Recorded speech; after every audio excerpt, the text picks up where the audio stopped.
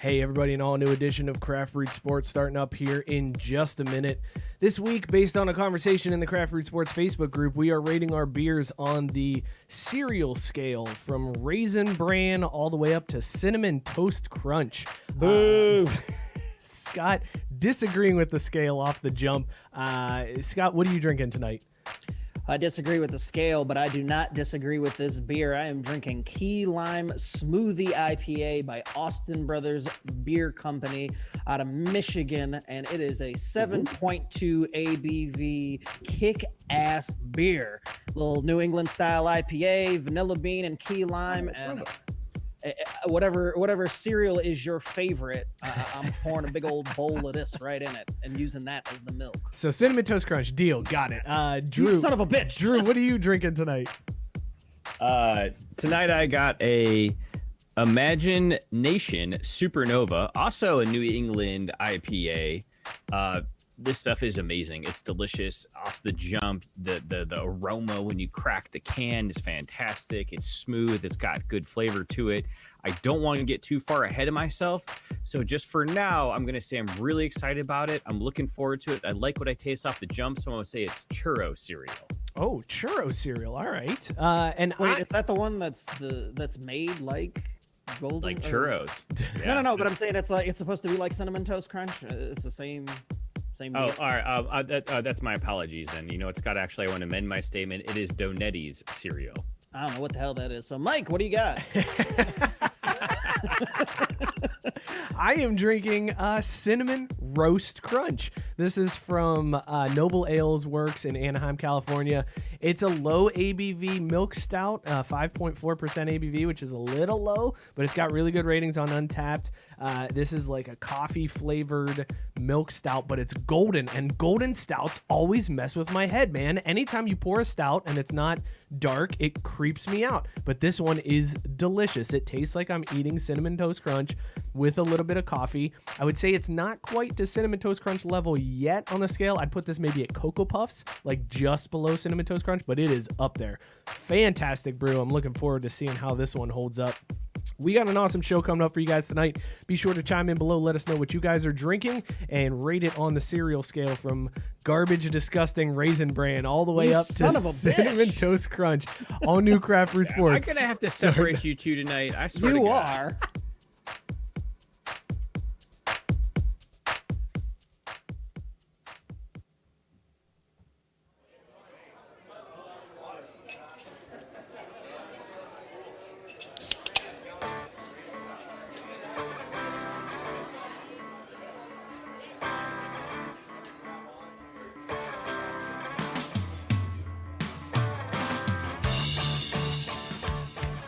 Before we kick off the show tonight, there's something that I wanted to speak about here. Recently, a friend of the show, Joe Hall, was involved in a motorcycle accident. He got hurt last night. We put it out to the group and asked our Facebook group to chip in and help Joe out any way that they can. He's going to be dealing with a surgery on his arm that he had today. He's likely going to have a surgery on his pelvis. His face is all busted up. He's in some rough shape. So we threw it out to our listeners, and you guys absolutely delivered. Since last night, we're less than 24 hours into this. We've already raised almost $1,700 for Joe. So thank you guys for being absolutely amazing human beings and helping him out. It completely renewed my faith in humanity to see that go out there. So thank you to you guys. If you guys want to chip in and help out Joe, you can PayPal craftbrewedsports@gmail.com or just shoot us a DM and I'll give you the directions on how to get it. This is Craft Brewed Sports. I am Mike. With me, as always, is Scott. Scott, how you feeling tonight, man? Get well soon, Joe. I am feeling great, feeling good, but I'm going to take a moment of silence for our fallen King T'Challa, Chadwick Boseman. All right, yes, well played there, Scott. Drew, how you feeling tonight, man? I'm hanging in there, man. It was a tough way to start this morning seeing that about Joe. Glad to hear that in general he will be on the mend. Glad to hear that we're able to support him as a community. We may not have a lot of listeners, but the ones we got are fucking gold. We got some damn good ones. Awesome. Hell yeah. And we got a great show for you guys coming up tonight where, of course, Scott is going to do that hockey.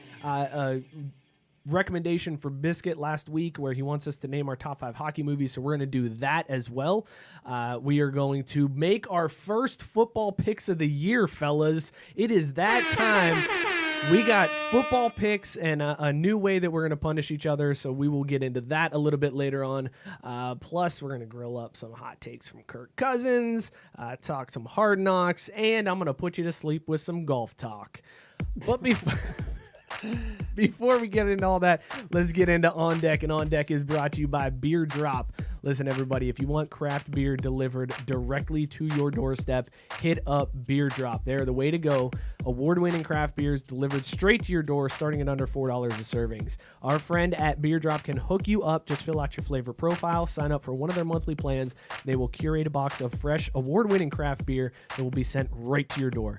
You can swap out beers, add more, or skip a month, and if you don't like commitment, you can still go to the site and order beers. Head on over to craftbrewsports.com/beerdrop and get $5 flat shipping on your order. Drew, you are going to lead us off this week in On Deck as I vamp to find the sound cue. One of these days, I'm going to have somebody who can handle this. All you need to say is, if you need time to vamp, let me know, because I want to come in here and cuss out that AG of Ohio, Yost. Fuck that guy. Yeah. Trying to prevent us from getting all our tasty beers from across the nation. So you know what? If you boys...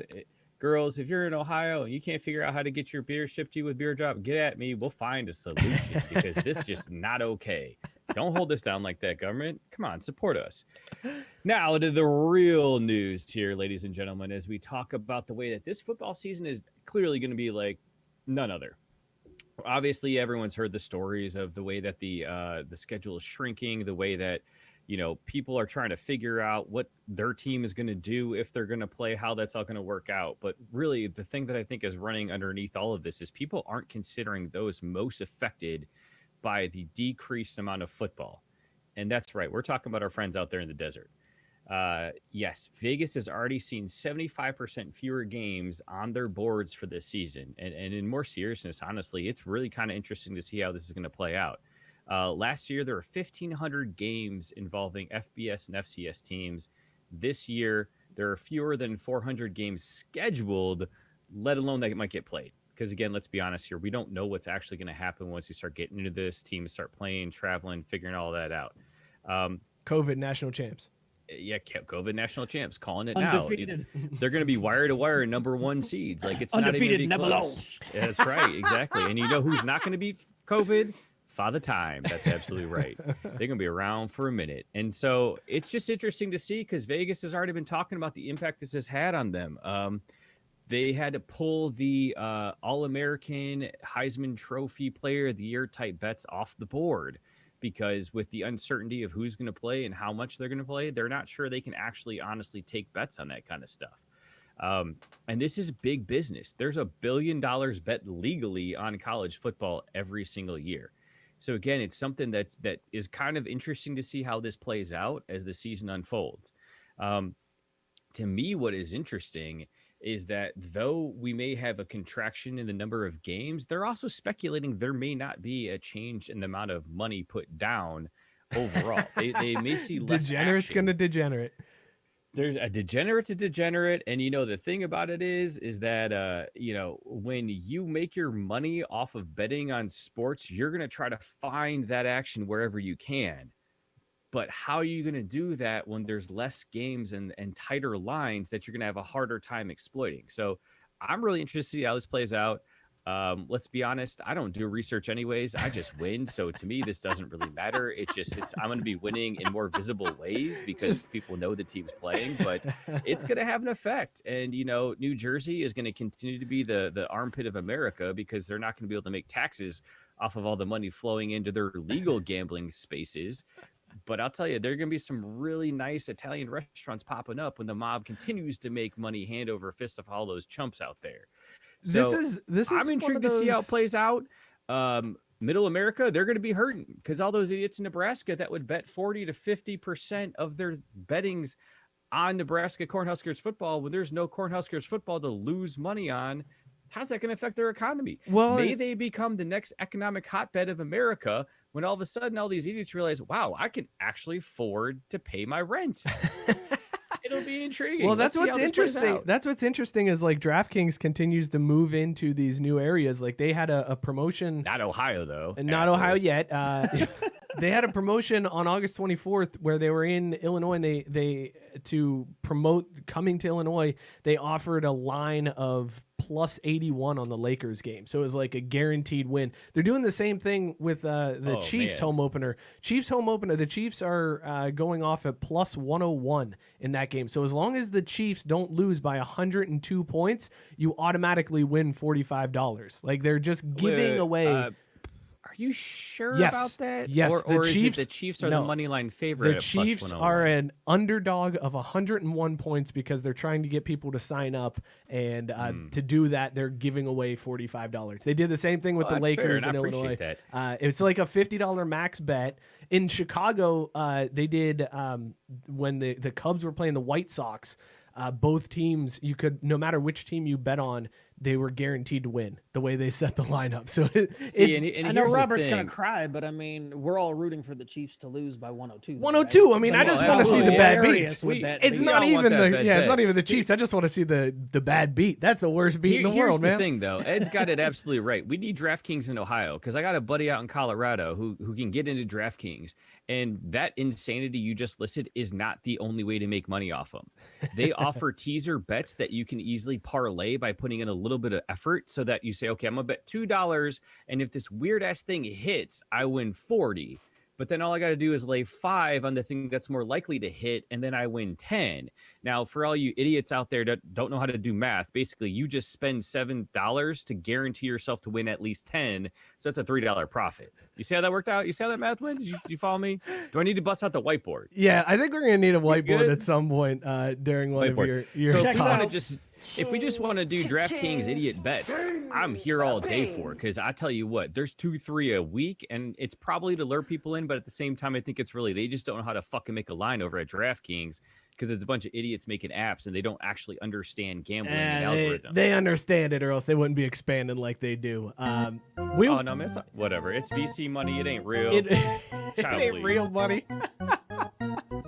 All right, I'm gonna take you guys into some more college news. There was an article that came out from the Intercollegiate today, where they submitted a Freedom of Information request for the rule books for hundreds of Division I college athletics, and this is girls tennis, men's golf, football teams, baseball teams, all these different programs from Division I schools. And they went through the rule books to see just how well treated these athletes are, because we hear all the time about how college athletes are student athletes and they can't have anything special and you can't get any free giveaways because that doesn't happen to the students, so you got to be just like the regular students. Except when you look at some of these handbooks and you realize that these athletes are held to a completely different standard than any of the other students on campus. So they are basically putting away, there's things in here. Randy Etzel from UConn has a rule in his handbook that says a player has to notify him if he wants to get married while he's in school. So basically, not only are they saying ask Wait a the minute. permission of, like, he has to go up to your coach and say, hey coach, I'm planning on popping the question.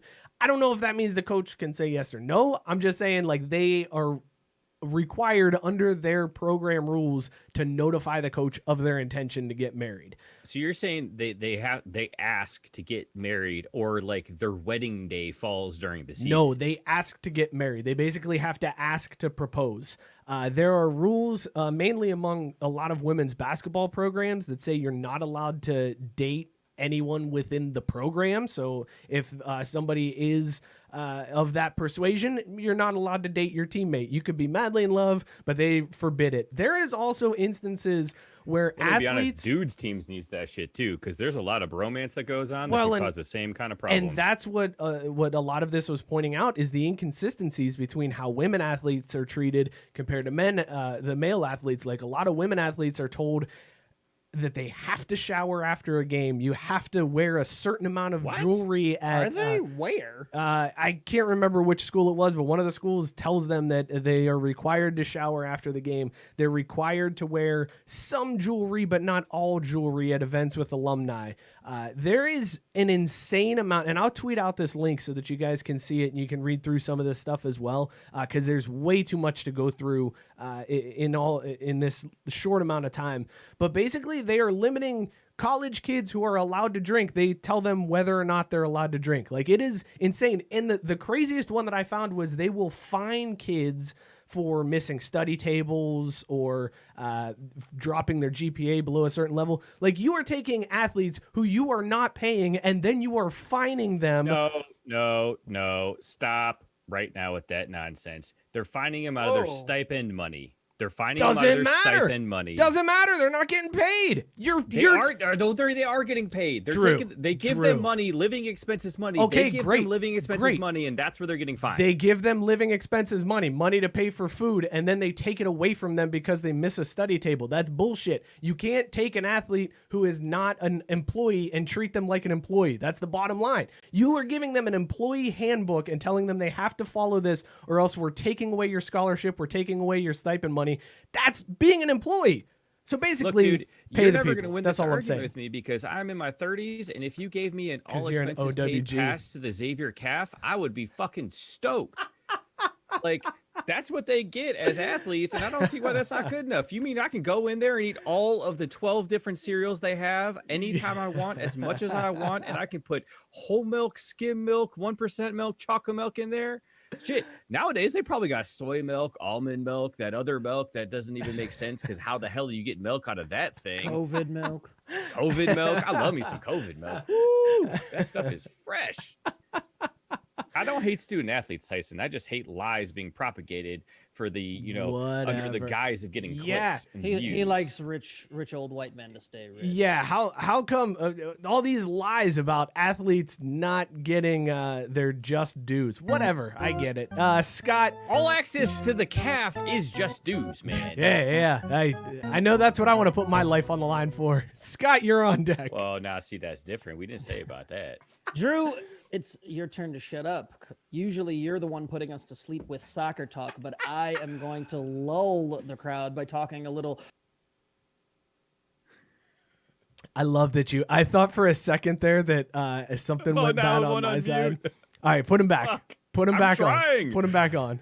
Come God on. damn it, Zoom. Oh, there he goes. He's back. Come on, You Drew. idiot. Oh, God, It it was I didn't right. say mute. I mean, it was a perfect time for you to mute him, but good Lord, man, you're killing the vibe of the show. Dude, no, this For is real. This is Zoom. I clicked several times. Anyway, Miguel Oliveira, we've got to tip our hats to him because this dude had his first victory last weekend in the Portuguese circuit over there. And that's big news because, I mean, how often do you get your first victory? Like, not often, right? But more importantly, dude got engaged. So congrats. Congrats! To him. The problem is this Hey! dude got engaged to his stepsister. Oh. His stepsister, who he's not only had a secret relationship with for 11 years now, they've basically been dating since they were about 13.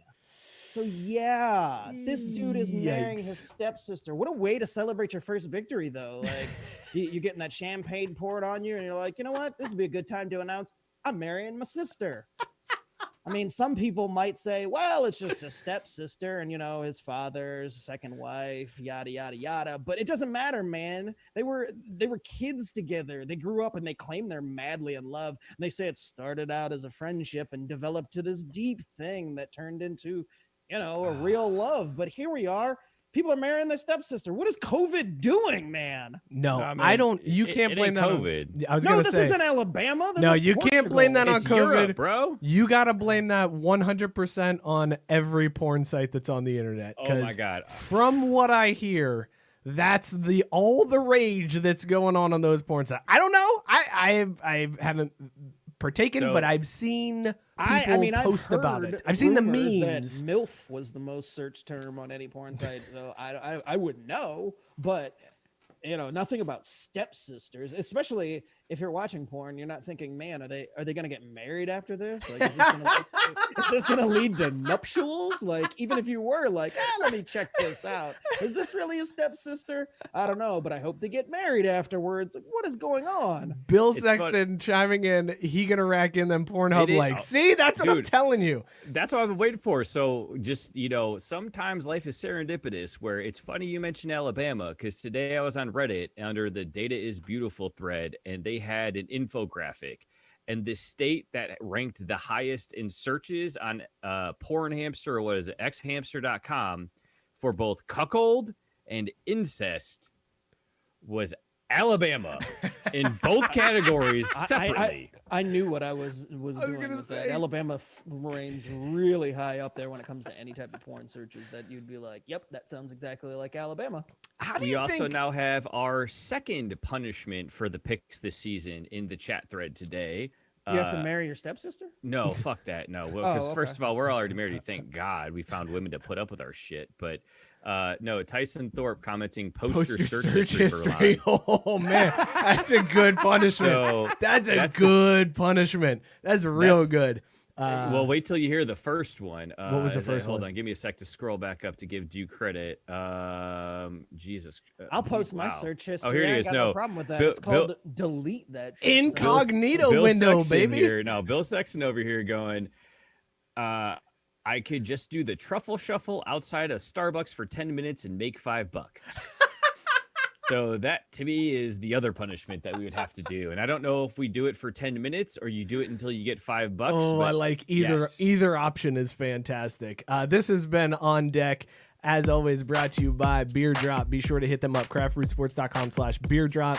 Get those beers delivered directly to your door, just like we drink here. $5 flat shipping. Hit them up, craftbrewsports.com/beer drop. Hit the wrong cue to start with there. I'm sorry. All right, gentlemen, it is that time of the week, the time that everybody loves, the time that we look forward to each and every time we do this show. Ladies and gentlemen, it is time. As they say in hockey, let's do that hockey. Scott, time to do that hockey. Drew, I will turn it over to you. Actually, let's go, Scott. Do you have an update for us before we get into the grilling questions?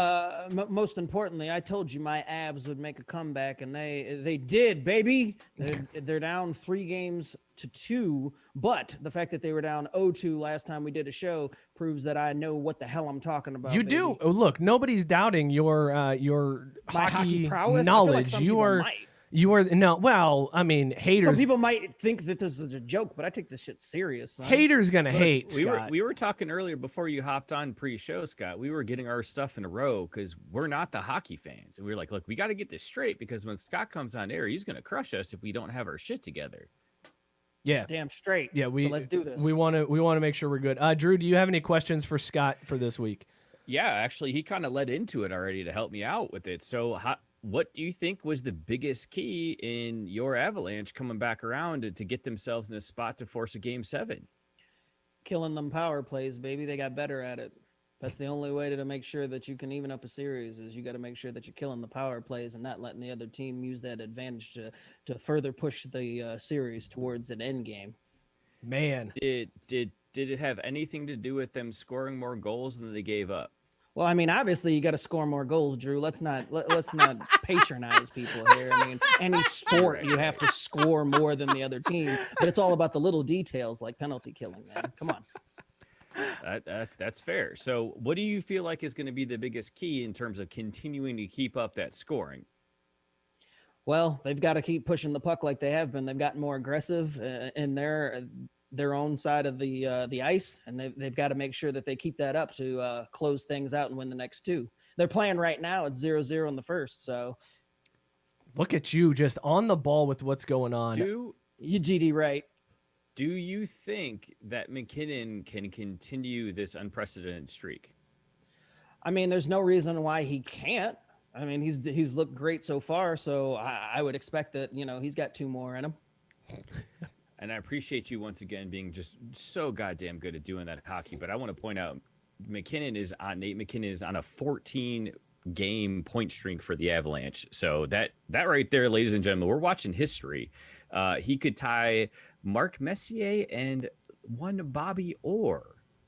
Never he heard gets of a Mark point tonight. Messier or Bobby Orr, but McKinnon is doing that hockey better than anybody right now. So there's no He is absolutely doing that hockey. You're absolutely right.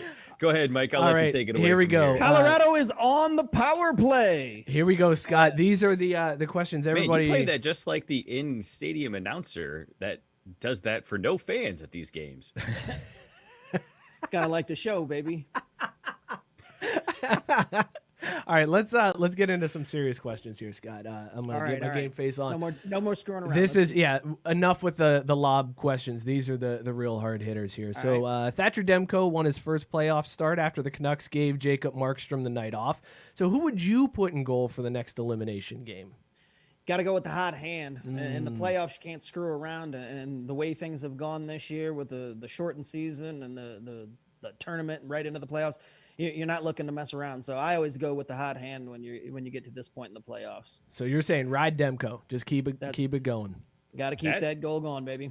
That sounds like solid analysis right there. That really is. Somebody's been checking in on the ESPN. All right, here we go. Ben Bishop, on the other hand, looked like absolute garbage in his only playoff action for the Stars. So do you think they go back to Anton Khudobin in net and count on defensive studs like Miro Heiskanen and John Klingberg? Do you think that'll limit their chances? Or is this the game where Roope Hintz finally starts producing like he did? What's wrong? Well, it's clear like that he you did during last year's efforts, playoffs. by the way. It's clear that you don't do that hockey. I know I don't do that hockey. I just wear the shirt, but I don't do that hockey. So what do you think, Roope Hintz? Ruby. Well, like I said, Cosby it doesn't Show. really matter. It doesn't really. It doesn't really matter what Dallas does at this point because the Avalanche are feeling themselves. So they're going to close these things out. They could put whatever goalie they want back there. They could resurrect any goalie of all time and just throw them back there. But the Avalanche are coming. So they got two more in them. They're going to finish this thing out. Dallas doesn't have a chance. So speaking of which, Scott, why is Patrick Roy the worst goalie of all time? Don't come at me with lies, Drew. I was going to say shots fired on that one. That's blatantly false, and I will not stand. I don't do that hockey, and I know that is. Do that hockey. All right, Scott. The Flyers. You're a punk ass bitch, and you know it. But all right. The Flyers' best players finally showed up last game. They staved off elimination with goals from Claude Giroux, James Van Riemsdyk, and Matt Niskanen. Does this team have a chance to win 2 games against the stingy Islanders defense and advance to the Eastern Conference Finals? What do you think? Well, they did end up winning the last one, so I mean they've got a chance. But I think New Island. New Island. New Island. I think that the New York Islanders. I buy that jersey. I think the New York Islanders are going to clamp down and go ahead and close this out. Philadelphia but Philadelphia has a habit of choking, and so there's no way that despite getting that one, they'll be able to finish this off. So Philly team choking? No, right? I know it's shocking. Also, I hear their fans are you just knew how to do peaches. that hockey. It is weird. What can I say? All right, so Tampa takes care of Boston in 5 games. Wait, when do I get to throw in? Oh, go ahead. Sorry, I thought you were firing at my way. I was gonna say, do you want to keep going? No, you're good. You're good. I only got one. I only got one more question, so go for it. All right, cool. So there was a big shift today in some personnel within the league. What do you think that's going to do to the Eastern Conference? And honestly, do you think it was a play for the future or just to shore up the short term? I mean, it's the Eastern Conference. If anybody's still paying attention to it at this point, it doesn't really matter. So, I mean, it's more of a long-term play, but I wouldn't be worried about it in the next couple of weeks. Can you name one of the 2 teams involved in any of this? Yeah, of course I can. The Panthers. I'll give partial credit on there because the Panthers did have an actual front office signing today, but what I was talking was the Canadians and the Blues making the deal. There you go. You do it. Jake Allen sliding over to Montreal. I wasn't sure about the player, but I did happen to see the Blues and Canadians. And the Blues won the Stanley Cup last year before you asked that question again, you son of a bitch. Timeout. Biscuit thinks we've got a great game show idea. Me versus a dyslexic person, and we both try to read hockey names and see who gets closest to being right. Closest to the pin wins. Can I throw a counterpart in here? Because Jenna would kick your fucking ass. I mean, most people would. I feel That's like true. what we need to do is let's do a game where we do an MMA fighter name and a hockey player name, and we have to guess which sport they play in and then try to spell it. Like, we'll have somebody record it for us, and then we have to try to spell it. Hey, man, we got 13 live viewers right now. Why would we ruin that? I mean, not tonight. I'm talking future bits, bro. Real No, quick, I just that's- want to that's- throw in. You guys are always coming at me with stuff, and I just want to throw in something. I think you mentioned Boston losing to Tampa Bay, and I think it's fuck time those that assholes. yeah, no doubt, fuck that city and that team. But I think it's time Boston thought about maybe getting a little younger. That core they got there is shit. getting older, and they're not going to be able to get much further if they keep this thing intact. So it might be time to trade in some of those chips for some young guns. Get rid of Saying Boston should blow it up. Get rid of Also- the face I mean, I licker. don't know about blowing it up, but they definitely need to get younger at some key spots. Hey, I don't want to distract from doing that hockey, but Ed Mayall, if this is confirmed, Tom Seaver just passed away. Wow. That's Wow. man, 2020 is brutal, Fuck man. this year, dude. That's brutal. John Yeah. Thompson earlier this week too. Yeah. Yep. Robinson. Man, all right, I got Yeah. one more for you here, Scott, and then we'll get into our top Bring it 5 at me. hockey movies. We'll Oh, just then I get to keep segue- breaking them over the coals, right? Sure. I mean, we Oh, can okay. we can move it along. I'll throw one more at. All right, one more. Go, okay, all right. Go ahead, Drew. You get one more. Go one more. Oh, I get one more. Yeah. Fire away. All right. well, Better make it good. Your last See, shot. That's exactly what I'm looking at here. So, Scott, you just talked about it here with the way that the shit ass Lightning barely squeaked by the terrible Bruins in Beantown. What do you think the addition of some new personnel in the next round might mean to their team? And is it a good time to add someone in, considering you've made it through the first 2 rounds and beat some of the strongest teams in the league in Columbus and perennial cup powerhouses Boston? I feel like, again, you shouldn't change what got you to the dance. And Tampa Bay, they know from choking it away the last couple of years, like, not to mess with anything that's working. Like, I wouldn't bother adding players or changing up that chemistry. I'd keep things the way they are. So you're saying that Steve Stamkos can suck a fat cock and stay at home? I mean, I don't know about sucking a fat cock, but I wouldn't be inserting him into any type of lineup at this point. I'd be like, sorry, bro. We're doing fine without you, so we're So you good. think you need to be better off inserting a fat cock in him? Got it. You mentioned Also, and Drew, the you Avalanche mentioned did not manage to score on that double minor power play, and right after the Stars killed it off, they got called for another hooking. Drew. So the Avalanche go back on the power play. You mentioned Steve Stamkos. That was going to be where I was going to go and kind of talk about this. Is Tampa the best team in the East after taking care of Boston in 5? Because, as Drew mentioned, they're playing without Steve Stamkos, and they Who's a finished piece of off the shit. Bruins without Nikita Kucherov. Without Kuch. Kuch wasn't even there either. So, like... I mean, when you're missing Cooch, it's a rough Right, time to that's- be out on the ice. But honestly, yeah, I mean, Tampa Bay has to be considered one of the best teams, if not the favorite at this point, because the last couple of years they've been the best team until the game's counted. So I mean, there's no doubt that they've got the skill, they've got the players to pull it off, but it's whether or not they're going to choke on a fat one that Drew once, I mean, you really think that they have a chance against, the Gritties or the New Islanders? I would say that the New Islanders have much better shot at knocking them off than Philly, because I don't think that Philly's going to make it past them. But I think that Tampa Bay has a clear path. Boston was one of the tougher matchups that they had left. So Tampa Bay wins the Stanley Cup. I'm gonna be fucking pissed. Scott, thank you so much for doing that. Oh, hockey. wait! Oh. You can't cut it off now. He has to make his pick still. See if you stand with what he said last You're week. You're right. I think you know where I'm going. I'm still taking them Avs to finish off this final 2. I will take the New Islanders to finish out that Philly series. And there's no doubt that the Golden Knights are mad about how the last season ended, and so they're definitely going to make a comeback against Vancouver. As they say in So, hockey, let's do that see- hockey. Hey, I'm so sorry, Chance, for stepping on the drop. I feel bad about that. Every time, Drew. Every time. Fuck, man, I know. But so I just want to clarify. Scott's just calling. He's just calling who's going to be in the conference finals and backing down from calling the Stanley Cup winner like he had last week. Did I say the Avalanche were going to win it last week? Did I back down from the fact that they're going to win it? No, they're Well, definitely going to win it. You just talked about how the Knights were going to beat, the Canucks, the Avalanche were going to come back, and then et ceteras. Yeah, and then I said the new Islanders were going to beat Philly. So I'm gonna go with Tampa Bay and my Avalanche in your Stanley Cup final. There you go. That's there what I was you looking go. for. That's all all right. right. All right, let's give a shout out to Boss Man Brands. Listen, everybody, whether you're rocking a hockey playoff beard or a quarantine beard or that baby face that Drew's got, our friends at Boss Man Brand can help you out. From supplements to help your beard grow stronger and fuller to beard oils, pomades, and conditioners, Boss Man Brands Force That Process will get your beard looking its absolute best.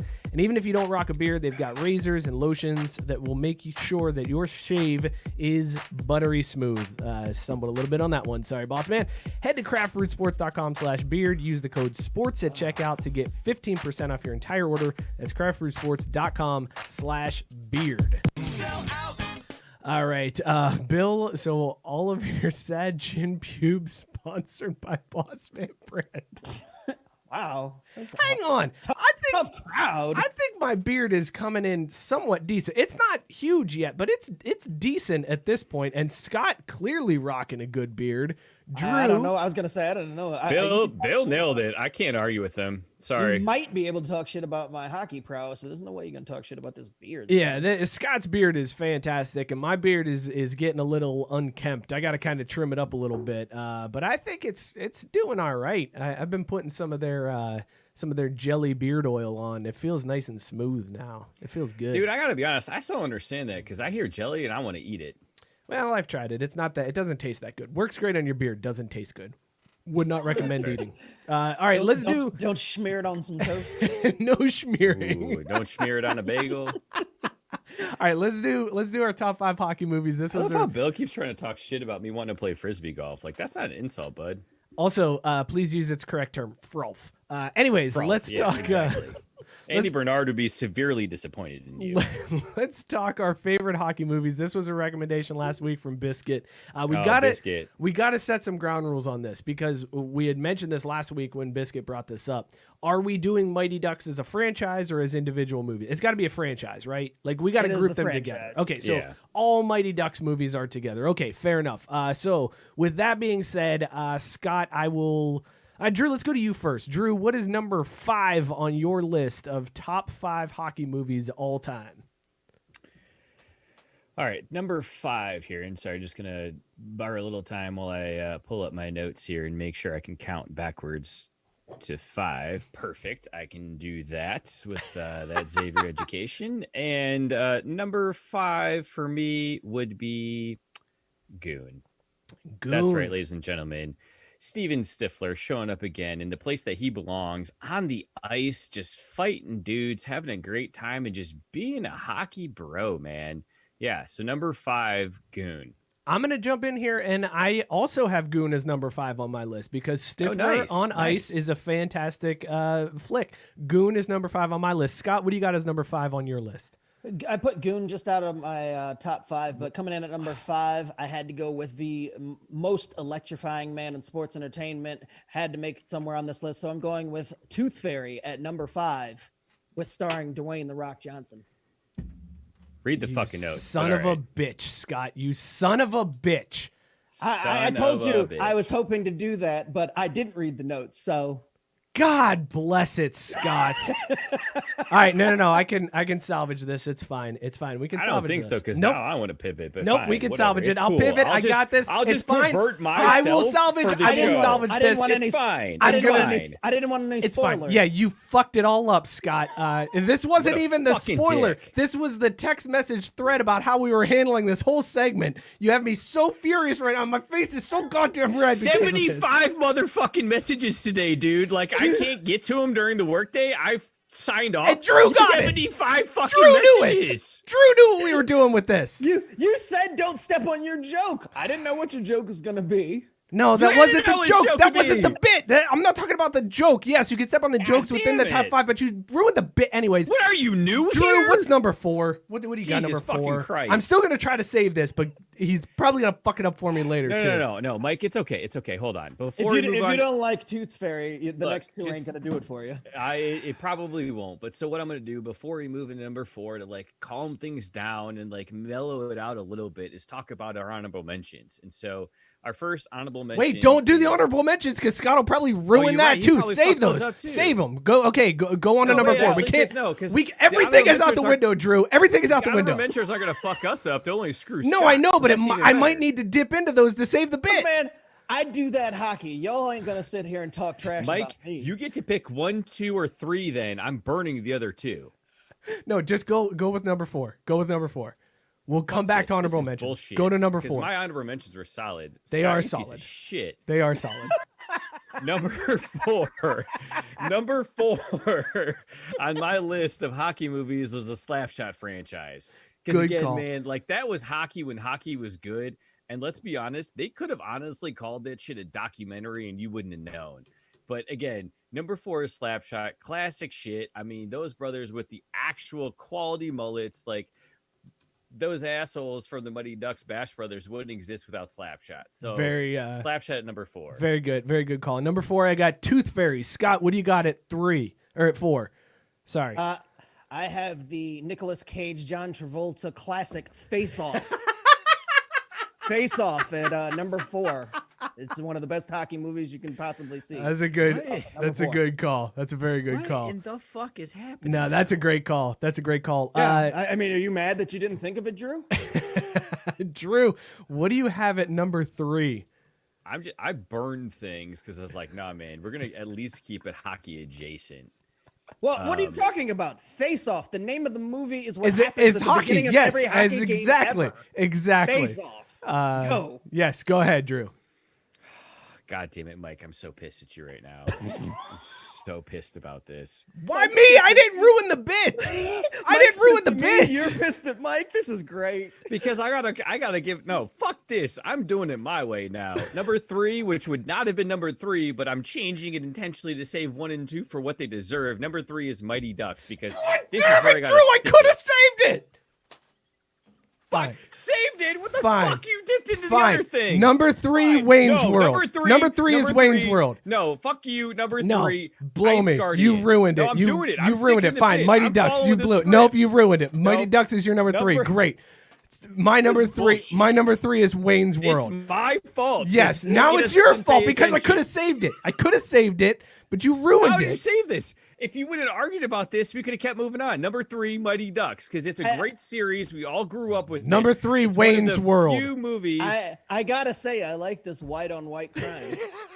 What else is hockey, Scott, besides white on white crime? Who Well, fights that's each fine. other in the middle of the ring? Scott, what's your number 3? Well, Ed just took my number 3. He's reading my mind. I have Happy Gilmore at number 3. Yeah. Fuck! Yeah. God damn it! Happy Gilmore coming Yeah. in at a solid number 3. That's a good solid 3. Drew, what's You your know number what, 2? Scott? I'm so glad the Stars just scored. Fuck you and your Avalanche. It's okay. There's plenty of time, baby. We're good. Drew, what's your number 2?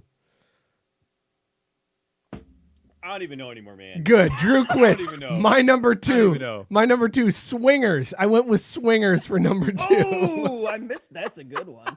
That's a terrible Deep fucking goal cut. to give up, by the way. Deep cut on that one. Scott, what's your number 2?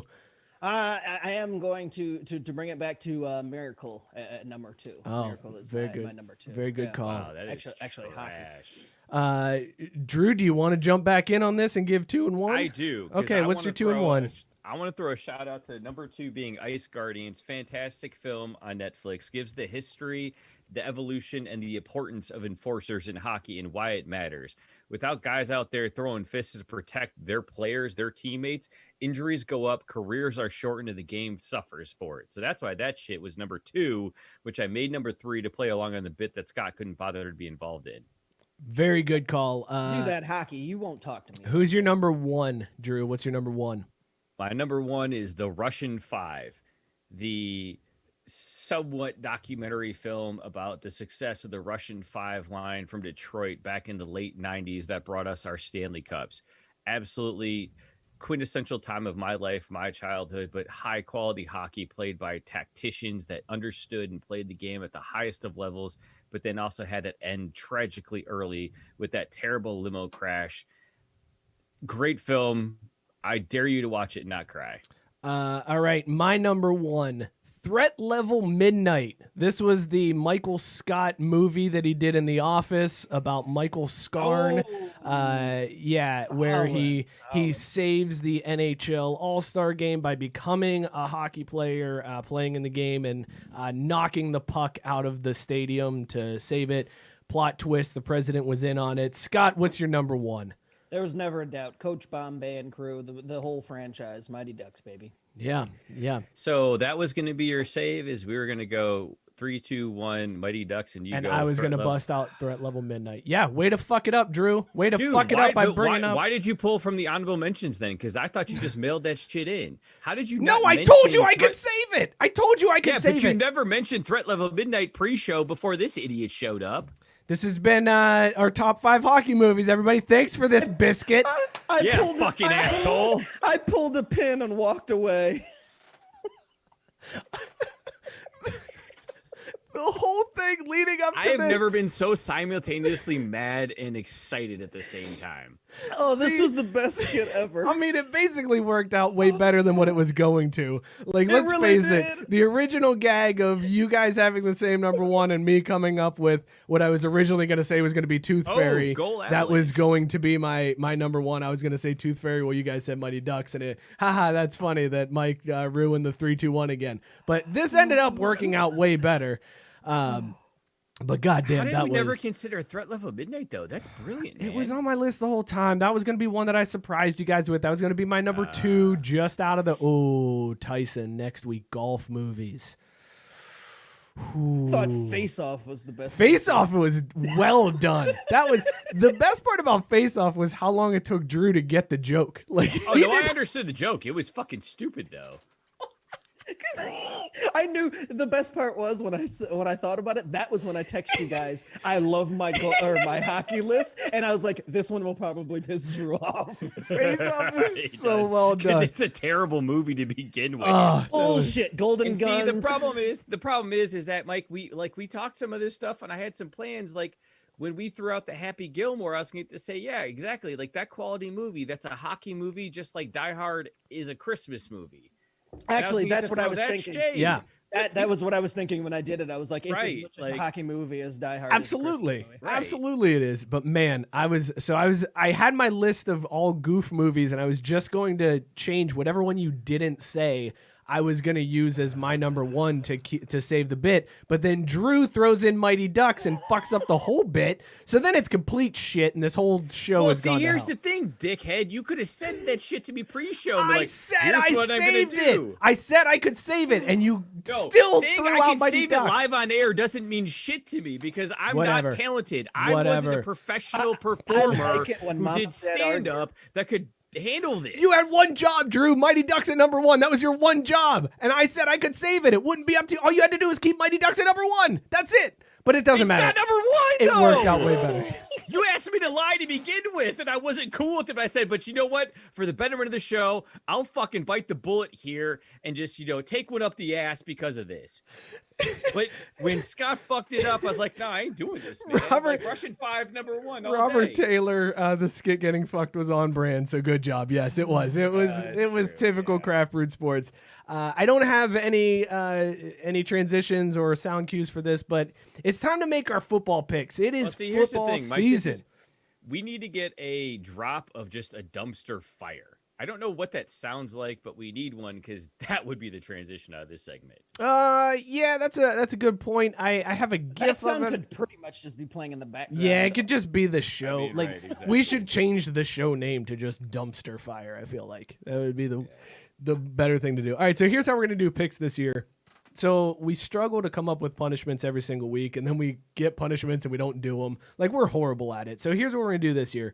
We are going to keep track throughout the season, and whoever has the best record at the end of the season is going to get to punish the other two guys.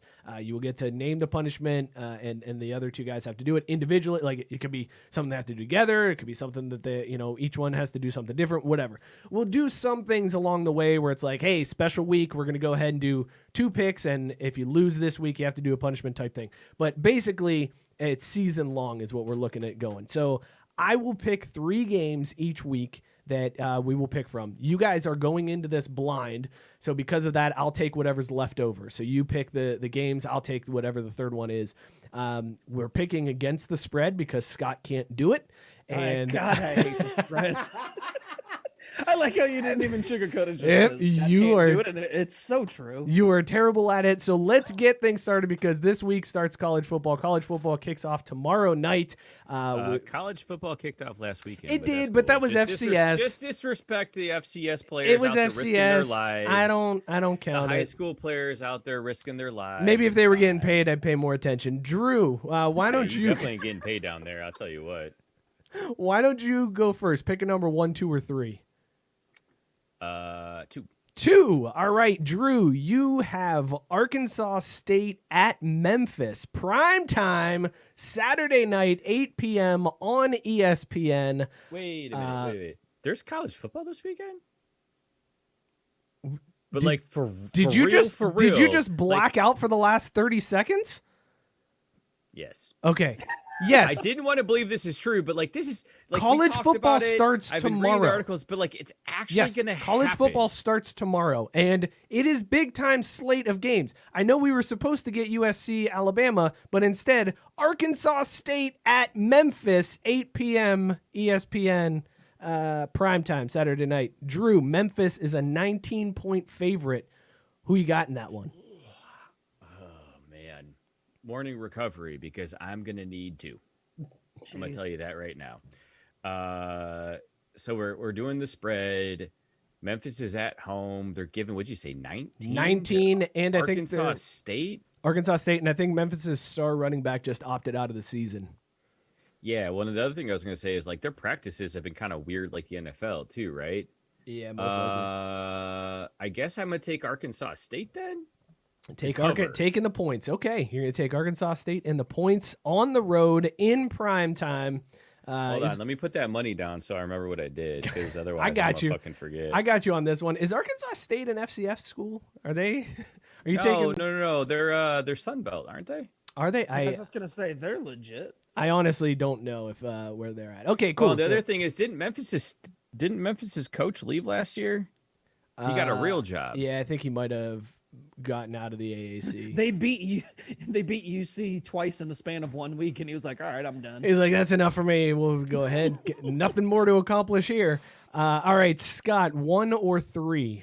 I'm gonna take 3. 3. Ooh, baby. You got the big one, Scott. You got the big one. The Mac Daddy of them all. The Monday night matchup. The Monday night 8 p.m. The ever awesome week 1 Monday night college football game. BYU at Navy. This one is basically a toss-up. BYU is giving 1.5 points. Where's the game? It's at Navy.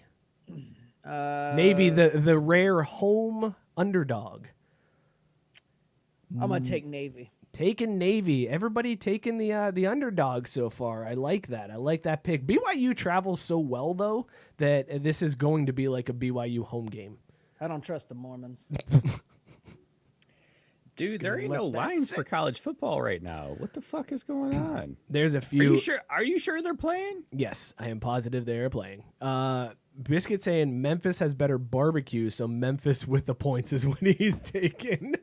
I mean, I can't argue with that logic right there. That's not bad. It's 19-point spread. I mean, all right. So that leaves me with the cover. They would have to score 20 points, and that I'm not so sure of. All right, 20 more points than the other team. I mean, so I mean 20 points. Period. Oh, well. I think may Memphis not have watched that FCS game. I think Memphis runs this one up against Arkansas State. That's what I think. I feel like that's going to be the case. All right, here's what I got. Central Arkansas at UAB. The kickoff, the first FBS game tomorrow night, 8 p.m. And where else do you catch the first college football game of the season?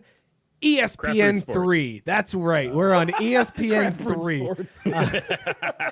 Central Arkansas at UAB. UAB is an 18-point favorite, and without a doubt, I am taking UAB to cover that 18 points because there is no way that Central Arkansas comes within 18 of UAB. Not in prime time on ESPN 3, ladies and gentlemen. Those are the big lights, all right? That's no joke. There's 2 games tomorrow night. One is on ESPN 3. One is on CBS Sports Network. It's the opening. It's the opening of college football. They don't think they're actually going to happen. That's why. Well, I was just gonna say, it was like we've been clamoring for sports for months, and like ESPN has got to be like in the red for the year, and they're just like, whatever. Well, how much of that though do you think is NBA playoffs? Like, yeah, I was gonna say they got basketball. Oh yeah, I guess they got I baseball.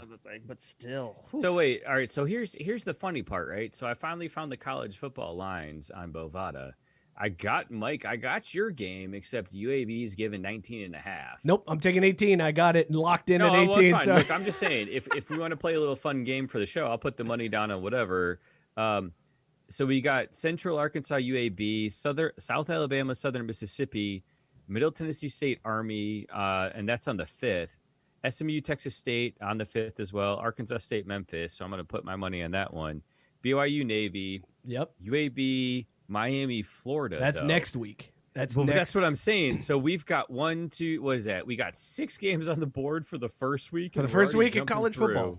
Yep. What in the hell, man? Gonna be pretty weird. When you're opening slate, normally this is the time of the year when you've got the cool matchups. Like I said, USC versus Alabama. I think you were gonna have some Big Ten games that were pretty big against big name opponents, and instead, the Chick-fil-A kickoff, man. That's usually the best part of it. Javi chiming in. What's up, Javi? He's saying Fournette to the Bucks. No way. Please tell me that's. Who cares, Scott? What'd you do? You picked BYU minus 1.5. No, I took. No, Navy. he took Navy plus 1.5. Yep. All right, cool. Do you want to parlay this, gentleman? Yeah, we might as well. You got to parlay it, right? You got to parlay that. So there you go. There's our first. Right. There's our first picks of the year. We will see how the standings rate as of next week. I have a feeling it's going to be a lot of L's that we take this year, guys. Just looking at who's playing, it's going to be a lot of L's that we. I would say. So is this the kickoff to Mookie's alimony payments? Yeah, I think so. All right, I say we do it, man. I'm in. I look forward to my first wrong one of many. Oh, guys, we can buy points. You want to buy some points? Nah, I'm good. No, yeah, I ain't buying anything. I don't have to buy things. Let's fire up the. I don't think you guys understand how this works, but that's okay. Wait, do I have to really put money down? Because I want to actually put money. No, dude, I'm putting money down. I got. Like again, I told you about this. I want to do the Mookie alimony meter or whatever, and I know it's a winning segment because when I told my wife about it, she just looked at me and was like, "Why? Why is that entertaining? Why would anyone care?" Yeah, that means it's good. That means it's a good segment. It's a good segment. So, all right, we'll just start off here. We'll take it easy. We'll ease into it. Only 6 games the first week. We'll have a lot. Conference play starts in a few weeks. Yeah, and we'll probably still have 6 games once all of Alabama gets the COVID. It is what it is. All right, let's talk some hot takes barbecue here real quick, because Kirk Cousins coming in hot today. He blew up the news cycle with his quote about getting COVID during the season and how he's not afraid of it. And his quote was, quote, "If I die, I die." All right, there you go, Kirk. Thanks, Kirk. He doesn't believe masks help. He doesn't think they do anything and feels like, well, if I die, I die. Scott, how hot is that take? It's red hot because I mean the idea that Kirk Cousins that COVID would even bother with him. I mean, he's lucky to have a job in the NFL, but only because there's a bunch of gullible suckers. Like Kirk Cousins isn't even worthy of getting COVID, so I guess I wouldn't be worried about COVID if I was Kirk Cousins either. Like COVID has more important people to infect than Kirk Cousins. Kirk Cousins, COVID or no COVID, I think the Vikings are probably better off if he catches it. I love this idea of COVID coming up to Kirk Cousins and being like, "Oh, my bad, you're Kirk Cousins. See ya." Yeah, and he hits him with the "you like that." Drew, how hot of a take is this Kirk Cousins "if I die, I die" take? I mean, I was gonna say it's mild because, like, again, it's Kirk Cousins. Like, do you really think him or anyone else on the Vikings is catching anything this year? Like, Cat's got like a 55% completion percentage. So, yeah, like, it's easy to say that when you're not worried about it because of who you are. But then Scott just stole all the right points, and yeah, exactly. Like, honestly, how much you want to bet the Vikings front office was sitting there going, all right, cool. So, like, how do we get the NFL to let us make masks optional at work? And then, have Kirk go do like a charity fundraiser at a hospital situation. Because, like, man, that $25 million a year is really hurting our salary cap. Except it's guaranteed. Suck this year. I was just gonna say, I was like, all that money guaranteed. It's guaranteed. It don't matter. I hope they had a pandemic clause in there that said, but if a pandemic clause, my ass. If they kill him off, it don't fucking matter, right? That's what I'm saying. Like, it forces them to not pay. Like, the Vikings are probably trying to sneak COVID in now as we speak. That's what I'm saying. Hey, Kirk, come huff on this rag. Yeah, no, if you give it to the rest of the team, that's okay. We didn't want to pay Dalvin Cook anyways. So Dalvin Cook is going to get hurt on his own. He don't need COVID. Here's what got lost in all of this today, because there was a lot of people in an uproar about it. And didn't he backpedal? He didn't backpedal. This was a perfect case of the headline got people fired up, and they didn't read any further. That's all they went with. This is America. Why you expect us to read? Yeah, no, I actually read the whole thing and what he actually said, and it didn't change my opinion that he's a dumbass. Well, so I don't necessarily disagree that he's a dumbass for not believing in masks. I feel like there's enough evidence out there that says just wear a mask and helps people out. But and Emmanuel Acho put this out where he said, if you see what he actually said, he doesn't necessarily believe in the masks, but he still wears them to protect other people, whatever, which is kind of counterproductive or counterintuitive because it's like, well, if you don't believe in them, then why would you wear them to help somebody else out? But basically, if it's required, he's going to wear a mask. He's not going to be a Karen and start screaming and yelling about my rights. This is America. Wait. So I saw a response to that tweet that was like, yeah, he does a great job wearing the mask at work where he's required. Right, but that's the point. I don't want to even talk about that. Who gives a fuck? What I want to know is, all right, so like if you're Kirk Cousins and you say, I don't believe in masks, you can't make me wear one, I'm not going to do this shit, let me in the building and do my job, and the Vikings are like, no, you're not wearing a mask, you're not letting the building, does he still get paid? It's guaranteed. Yeah, he's guaranteed. So then Kirk Cousins is a dumbass motherfucking idiot because that's the card I'd play. So I'd be like, oh, yeah, I don't believe masks. They're not real. I'm not wearing one. They'd be like, well, then you can't come in the building. I was like, all right, cool. Well, I'm going to sit just on my ass at home and get this check. Right? Exactly. Like, you could still believe in masks and all of that, but play the dumbass Karen to get paid $20 million to just sit on your ass and not get drilled. I mean, that's not a bad play. I kind of dig that play, Drew. Like, what else are we about here, Craft Root Sports, besides getting paid for shit we don't deserve? No, you're 100% right. That is the American dream right there. So, yeah, maybe it's a bad take just for that simple fact that he should utilize it as a way to say that he doesn't want to work anymore.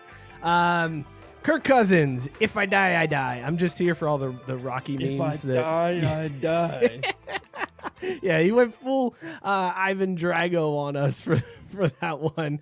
So thank you, Kirk Cousins, for whatever it was that you did for us. Let's give a shout out real quick to our friends at Dugout Mugs. We got the hookup for you, everybody. Go to dugoutmugs.com/craft. Get 15% off of your order. Drink out of a bat just like we do here on the show. Open up your beers with a baseball beer bottle opener. They've got some amazing, cool products that are sure to turn heads. All your favorite teams, customizable designs, wine glasses made from bats, bat shot glasses. Hit them up, dugoutmugs.com/craft. Get 15% off the order. That's dugoutmugs.com/craft. Sell out. Guys, I'm very excited about this bit if it actually works out, unless you two want to go ahead and fuck this one up for us too. But basically, it's time to put you both to sleep because I want to talk a little golf, fellas. And I wish I had my sound cue. I don't even know where all my sound cues went. This whole show has gone to shit. Listen. Yeah, because Scott can't follow fucking show notes. I know. Bitch, come at me in NBA Jam instead of talking shit. Let's get on these sticks. Oh, I would. What you got? You got the Xbox One version? No, I don't fuck with no Xbox, God damn PlayStation it, till I that's right. DIE, baby. Now we talked to. Did we not actually? We talked about this like 2 months ago, and someone's like, "Oh, you can play online here," and then we didn't. Oh yeah, something about Yeah. an emulator or some shit. Emulating the real fucking game. Well, no, go. We don't want to step on Mike. All right, sorry. Yeah. So okay. anyways, Mike, do that golf. Thank you. We're gonna do that golf here. Golf. It's more entertaining Wow, than baseball. How surprising that now we're down to 8 live viewers. Here, listen. 7 viewers. People they're missing out then because last weekend there was one of the most exciting finishes to a golf tournament that I have ever seen. Dustin Johnson hit like a 40-foot putt that forced a playoff against John Rahm. Rahm comes in and hits a 60-footer in the playoff hole to win. Absolutely amazing that he did that and won that tournament. However, it sets things up for the tournament championship this weekend. Dustin Johnson starting off in the lead. If you remember, Scott, we talked about this last year. They made those changes to the tournament championship, and instead of having like the weird situation where somebody could win the FedEx Cup without actually winning the tournament, and it's kind of anticlimactic, now they stagger everybody based on their standings. Yeah, So wait. Dustin Johnson, So are we Shotgun playing? start, Are we or- playing tournament edition? Or are we playing like classic NBA Jam? Is Because this- tournament edition has Ooh, those hot spots, and I like to make sure that I embarrass you. I want to hit a 7-pointer from beyond the arc. That you just, No. I wanna, like, We take gotta it go to straight you. up, man. Just straight up rules. Just basketball at its rules. finest. Dude, it's NBA Jam. The rules are loose as it is. I figure we play tournament edition and You just know what throw we could. hot You know what we spots. do, Scott? We do this right? We go best of 5, maybe. Best of 5, best of 5. We'll figure it out. Best of 5 is probably reasonable. Best of 5 with what do you call it? With no special rules, just straight up basketball. Best of 5 of tournament rules, or whatever the fuck that other thing was. Tournament edition? Yeah, that one. guys, With the hot Dustin spots. Johnson is starting the tournament at -10. John Rahm starting at -8. And then everyone else is staggered down to even par to start out the How tournament. many I stupid love when rounds they of golf do are we this. gonna have to watch for this shit? 4 though? rounds. Like, There's 4 rounds for this. Just like every other golf tournament that's out there. is There's there 4 an app? rounds. Because this sounds like a lot to keep track. Yeah, of there's if an you're app, playing. but it's amazing to like start a tournament -10. That's a huge thing. However, does it really help? Because it might kind of mess with your mind where you're like, well, I've got a 2-stroke lead already before I even swing the club. So it Why does doesn't he have to necessarily start put you in the -10? right. Why can't everyone else just start +10? Well, Hey, I'm it's putting in same the code thing. when we play so I can be Bill Clinton and Al Gore, just so you know.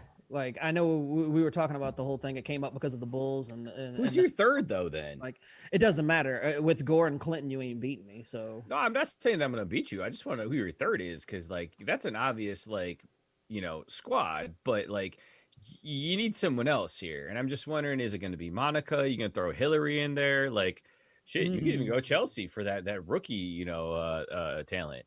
I'm just gonna run the 2 starters in the ground. I don't need nobody else. Well, no, obviously, but you need someone to be on the bench to like wave that towel. Guys, I Yeah, think but Tiger it's- Woods might be retiring or something crazy is going on there. Because I I don't don't know. think Tiger. He ain't. I don't gonna know if you retire. saw this, but last night Phil Mickelson put out a that should be tweet. another penalty. Phil Mickelson put out a tweet that was kind of shocking. Here's what the tweet said. Wait, is he down to a B cup? Here's what no, he's rocking full C's at this point. His tweet said, "Dear Tiger, thank you for all that you've done for this great game of golf. No one has benefited more than me, and I just wanted you to know I appreciate you and all you've done. That's all. Thank you." Is Tiger Phil got in a couple retiring? bottles of- no, Phil got in some bottles of red and just he had to let his feelings out. I'm worried that Tiger's retiring, guys. I think Tiger might be retiring. No, I'm Phil's also gonna probably put in moving to that- the seniors tour. I'm also gonna put in the code for unlimited turbo because it gets really. Oh annoying. yeah, that's just Like- fucking dumb. Why wouldn't Yeah, I you don't play even with know what unlimited I was gonna turbo? say. I don't know why they made it so that you have to like actually manage things. So it's like they make this fake, no, Like rules it's a basketball game. strategy game or something. Yeah, I was gonna say, and right? then they're like, "Oh, we need you to manage how you use your turbo," and I'm Hmm. like, "Nah, I just want to hold the button down and just run at full speed." Can we actually? No, that's fucking stupid too. Like we shouldn't even have to hold the button down. Just like let it be turbo all the time, right? Yeah. Like Oh, have if you it's ever an played? emulator, they should be able to plug that in too, so we don't have to Well, fucking press the button. Have you ever played with the fast mode code put in there where everything's sped up? Oh yeah, it's That great. shit's wild. That's when I was a kid and I was like, man, I can't wait to do speed. Because I was gonna say, because when you shove somebody, they go flying across the whole court. Oh yeah, like Ron Artest style. Yeah, like that guy that got it in Detroit. Can we also do? Yeah, that idiot. Fuck that guy. I still remember his face, priceless. Oh my God, why would you square up with him? Like, I Guys, just don't there get it. are 50 tournaments scheduled for next year. The PGA announced 50 tournaments, including 6 majors. It is absolutely bananas. Starts. Wait, what? How are there 6 majors? There's 4. They're doing 6 next year because of the This some COVID bullshit so and, that Tiger can beat what's his name's record of majors. That's all that is. all of those 50 events offering official money, and that doesn't even include the Olympics. So not only do we get 50 PGA events, 6 majors, we also get the Olympics next year. Cannot wait, fellas. Can't wait. Breaking news, tripping penalty on Jamie Benn here. So 2-minute minor against the Stars. The Avs go on the power play with 2 minutes gone in the second period, tied 1-1. Scott, this is a chance. They need to score here. Do you think that if they don't score, they'll be all right through the rest of this game in a need to win match? They've got plenty of time. I'm not worried about it in this early in the Guys, game. If this was in the third period late, I'd be worried about it. 2 Masters next year. We get the Masters twice. Are you Wait, they're playing at joking me? Augusta twice? Yes, 2 Masters tournaments within 5 months. Oh my God, I cannot wait for that. Plus the Olympics. God, this is going to be a golf fan's dream next year. Just wait for all I the thought the nap Olympics times. were in like November. It's next year during 2021. And no, it's not. They just pushed it back a year. It's just June, right? They're still keeping it June, right? I don't know, man. Hey, Drew, did you ever play the later NBA Jam version? It ran on the same engine, NBA Showtime. Yeah, it wasn't. Yeah, the same. it was You know what I watered mean? down. It was watered down, but it gave you that nostalgic feel. Like it was like this is good enough. Oh yeah, well it did, but see, it was one of those things where at first I got excited, I bought it, I played it. It's like, oh man, this is great. This is the same thing. But then after a day or two, I was like, man, you motherfuckers, you got me on my nostalgia. You got my money, but put shit ass work in here to actually deliver a quality game. You know what I mean? Yeah, the only It thing just that wasn't good. The only thing that was like good about it was the fact that it had the NBC license, so that you could get the NBA on NBC Tune on there. Shout out let's John be Tesh. honest, on 16-bit audio, there ain't nothing better. All right, fine. I'll stop talking golf. All right. I'm sorry, guys. I'm sorry. I won't talk golf anymore. Guys, head on over to craftrootsports.com/shop and buy our shirts. I'm rocking the Do That Hockey shirt right now. We got our Dinger Slinger shirt, Nuggets Please, the soccer shirt that says it's more entertaining than baseball, and our golf shirt. If you ain't cheating, you ain't trying. Hit it up, craftrootsports.com/shop. Rep the show. Let all your friends know where you got that gear from. All right, sorry, Mike. Go ahead and talk about golf. No, we're gonna do that hockey. We get into that. We already talked golf. We talked. Oh, did we? We did. Okay. Yeah.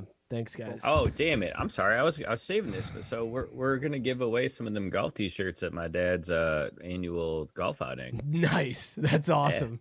That's a fantastic plan, Drew. Well, but only one because he didn't want to pay money for that many.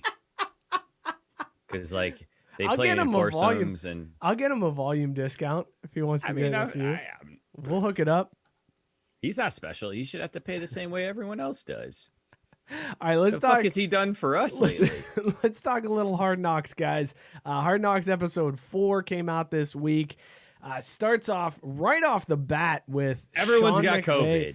No, Season Sean canceled. McVay watching the shooting of Jacob Blake and his reaction to it, and it was very, like it hit Staged. hard.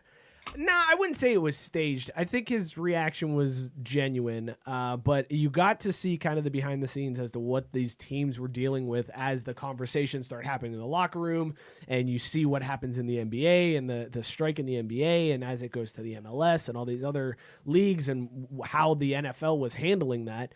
So, Scott, what'd you make of this episode? It was tough because, like I've said all season long, it's like, how is this gonna work when you're not, there's no preseason. They still, they still tried to angle the cut thing and make it, but it's just like nothing's clicking. Like none of the usual go-tos of Hard Knocks that actually work with the show like are there, so they kind of have to force it.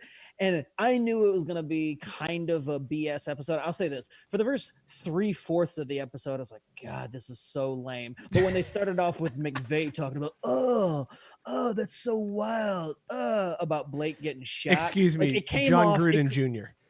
Yeah, it was like, hey, Sean, we need you to watch this video and give your most kind of genuine reaction, because it was so phony. Like there was nothing believable about Sean McVay talking about the Blake situation and shooting. Like it was weird. And then of course they did the whole, hey, we haven't talked about Mike Williams this entire season. Let's talk about how great Mike Williams is. Oh, injury. Yep. Oh, like I already knew that Mike Williams was hurt in real life. But it was like, I was like, are they going to do that this week? Nah, they probably won't. But it was like, nope, they don't have a choice because there's absolutely nothing else to do. So they had to. So it's just, it was just, this whole season just, it's going to be nuts, man. Because like I did a couple of fantasy drafts for like leagues I've been in for one of them over a decade. And like the commissioner sent out the invite it's been a while, but he sent it out like 3 days in advance. It was like, hey guys, by the way, like I updated the draft settings. Like we're going to do it this date, this time. If that's a problem, let me know. I was like, what the fuck? What are you talking, dude? It's the middle of summer. What are you talking about? I looked at my watch. I was like, oh shit, it's like late August. Speaking of that, time to do it. Like, fuck. Speaking of that, we are going to offer our expert advice in your fantasy. So if anybody listening has fantasy questions, if you have questions about your team, who to pick up, who to drop, who to bench, who to sit, send them into us. You can leave a voicemail, 440-37-DRUNK. You can hit us up on Twitter at Craft Sports. Send us a message on Facebook, whatever.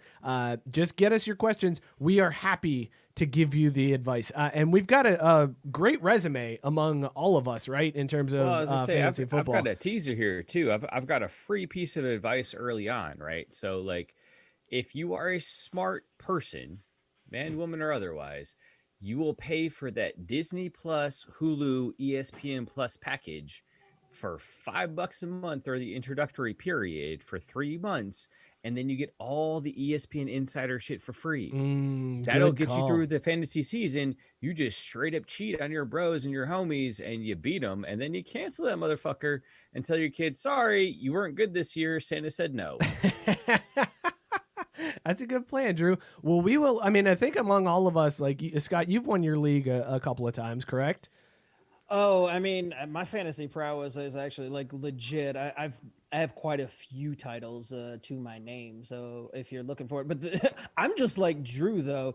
The two leagues that I'm in, the one I care about infinitely more than the other because there's money on it. That's the SAT or the ACT league. Oh yes, but but all we did the entire. But now you can't do that because they don't get the fucking test. So all we did the entire draft was think how we're gonna pick out a new punishment. Yeah, but we all were just like I didn't do any prep because I'm like, this thing isn't gonna happen, and you guys know my stance on the past few months. I'm like, COVID's gonna shut everything down, so I went into the draft more or less cold. But that being said, I mean, I'll still give you fantasy advice if you want it. Look, I am a fantasy guru. I have come in last place in every single league I've been in. Normally, Dude, I honestly. forget that bye weeks exist, and I don't take guys out. And then next thing I know, I've lost 3 games in a row, and I'm like, what the hell is happening? Injuries always get me. They always bite me. But you know what? It is what it is. No, but I know what to do. Goes. I'm a perfect example of those who can do, those who can't teach, and I'm happy to teach you all.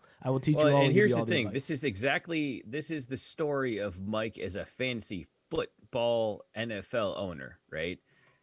He comes home from work. It's Thursday. Just like, oh man, we got through the show this week. It was solid. I got through work. All I got to do is show up tomorrow, ride it out. I'm gonna have a half fifth of Jameson. It's gonna be a good night. And then after a while, he's like, oh fuck, there's a football game. Yeah, well, that normally gets looks me. like I lost that one, and I missed a guy there. Then Saturday comes around. Notre Dame plays football. Basically, blackout Saturday, all day, every day. What you want to do about it? True. Sunday, Mike either sleeps in because he's hungover, wakes up and deals with the kids, but TLDR is he don't fix his lineup on Sunday, and that's how he has bye week players rolling on Sunday, and it's just too damn late to fix it by the time he remembers football is a thing after he's changed like the 17th pooper depper of the day. So, this is accurate. Yeah. This is very accurate. Bill also chiming in, pointing out all of my errors on the stream, and I'm sorry, Bill. I try to get this as close and everything as perfect as I can, and I can't do it all, okay? I'm sorry. I can't do it all. Where the hell is Joe? Where is Joe at to fix this shit? Not that Joe. Get well soon, Joe Hall. Anyways, here's the two things I liked out of this Hard Knocks episode, Scott. I liked the goal line drill that Lynn did where he had him diving over the pads. Like that. That was pretty entertaining. 5 pads? The dude dove over 5 pads. That's impressive, man. Dude, when Austin Eckler, when they showed that shit in slow motion when he came up, and when I was like, is that humanly possible? Like he got did not think that was gonna be possible. Avalanche. Also, we had a haka. You goddamn right. We got to see a haka from the dude from the LSU. Oh, I like that. Yeah, he busted out a haka at practice. Yeah, and I think that was my favorite part of the episode. I just like how Lynn was walking away and he was like, he just made the team. I laughed at that too, and I was like, am I the only one who's going to think that's extra funny? Because he probably won't actually make the team, right. But he's on record for just I did. Dude, I made a mental note on that one. I was like, that dude's getting cut next week. That next episode, he's getting cut. Yeah. So for one, you're telling me it was a good idea to keep Austin Eckler as one of my keepers. I appreciate that. Yes. He looks good. For two, refresh my memory. Is the NFL changing their roster rules? Are they keeping more or extending the practice squad? Because that's the thing I think that's really going to make a fantasy season and just make NFL season interesting is that they're going to have to be deeper. Yeah, like they can't go 53 guys with this whole, for one, COVID situations, and for two, the lack of an off-season program honestly has really stacked up.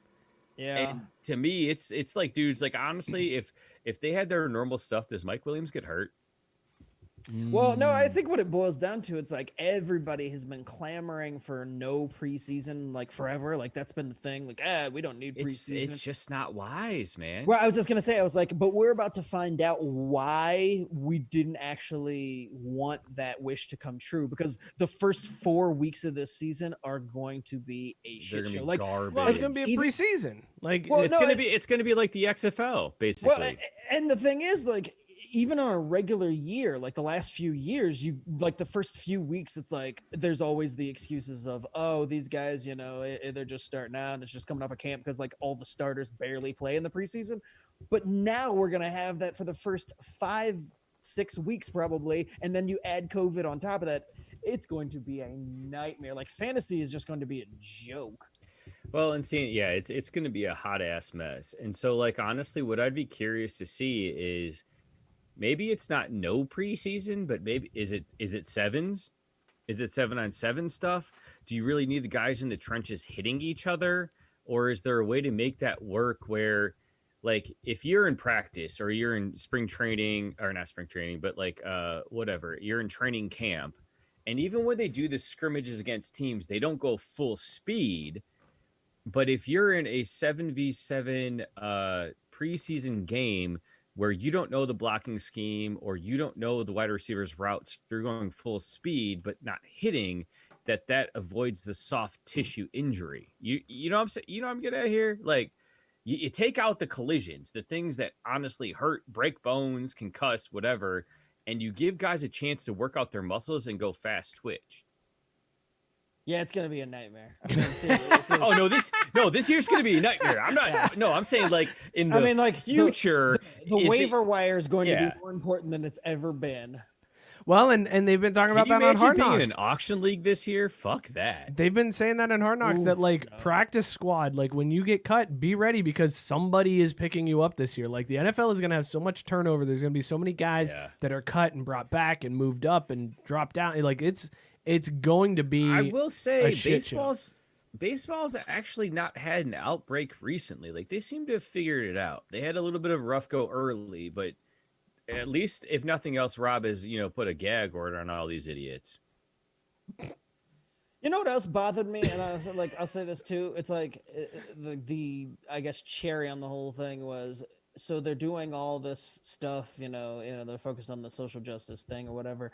And then like Lynn straight up mentions Kaepernick, and I'm like, see, that's the problem. Like, I have a hard time buying any of the stuff that they showed in the episode, because I'm like, this is the league that completely botched. Like, they had the chance to be like the front and center of this whole thing, and they botched it. And so now I'm supposed to believe that like any of this is actually through. Like, I wanted to be like, hey, all of you guys who were in the NFL before, why weren't you saying any of this? Yeah, when where Cap was doing what he was doing? Like, you guys just now were like, yeah, we got to stand up for this, and it comes off as just so fake. Exactly. That's the hard thing to kind of deal with, and I mean, maybe it's that these guys really were just afraid to stand up and be a part of that, and whatever. They have to make their decisions, and they have to live with those of, do you risk your job? You saw what was happening to Colin Kaepernick. Do you risk your career knowing that you're likely going to have the same fate as Kaepernick? Or do you go ahead and just keep your mouth shut and try to do things on your own time and take care of things? You know what I mean? Like, I personally can't fault anybody, because I also know that, like, I don't know what I would do in that situation. I'd like to think that I'd be like right there kneeling next to Kaepernick and be like, no, this is, but at the same time, I'm like, man, that's a lot of fucking money. Like, that's what. Well, so it depends on where you're standing in the league was, because like, I don't blame the guys who are on the roster bubble like that. I'd be like, I'm not gonna F up my money. But like the guys that were established and players in the same tier as Kaepernick. Like, the fact that none of them stood up was the part that irked me. Scott, be careful. You don't want to break Brack. It's tough, because the thing is like, honestly, you come down to it, like, because those guys, it wasn't just being on the bubble to play football. It wasn't just to get your name on an NFL jersey. It was to support your family. Right. I mean? That's like, what I'm saying. Those like, guys are so breadwinners and money. stuff, and like, it's hard to say, because I gotta be honest, man. If I'm putting myself in those shoes, I'm probably just like, man, I gotta ride this out. I'll figure out a way to deal with this, make it whole later. But like, what really, really bothers me is if I'm like Drew Brees, Tom Brady, Matt Stafford, again, naming white quarterbacks because I'm a white guy. At a certain point, you just got to say, fuck this, dude. Enough is enough, man. Like, these are my brothers. I go to battle with these guys every day. It took them until this year to hit that point. Well, and that's what's the problem, though, is like, how is that okay? Like, that pisses me the fuck off.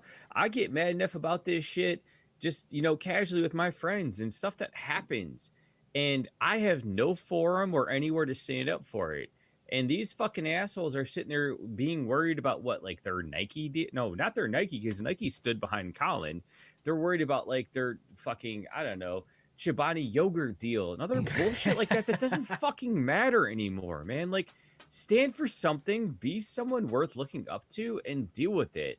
The problem is until the NFL learns from the NBA and pulls a Donald Silver and that motherfucker in Washington, nothing's going to change. Nothing at all.